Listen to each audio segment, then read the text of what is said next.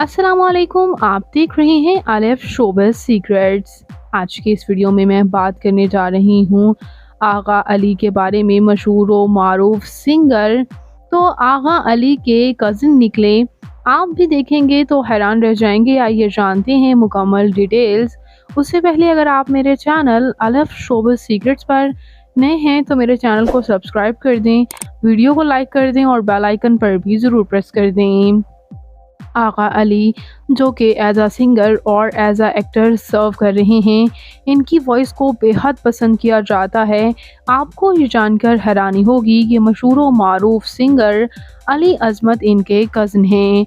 जी हाँ व्यूअर्स, आगा अली और अली अज़मत दोनों कज़न्स हैं और यूँ तो दोनों को साथ में नहीं देखा गया, लेकिन एक दूसरे से कोरिलेट करते हैं। इस बात का इंकशाफ दोनों कई इंटरव्यूज़ में कर चुके हैं। तो आपको आगा अली और अली अज़मत कैसे लगते हैं? दोनों में से आपका फ़ेवरेट कौन-सा है? कमेंट्स में ज़रूर बताइएगा और मज़ीद इंटरेस्टिंग वीडियोज़ के लिए मेरे चैनल अलिफ शोबिज़ सीक्रेट्स को ज़रूर सब्सक्राइब कर लें। अल्लाह निगहबान।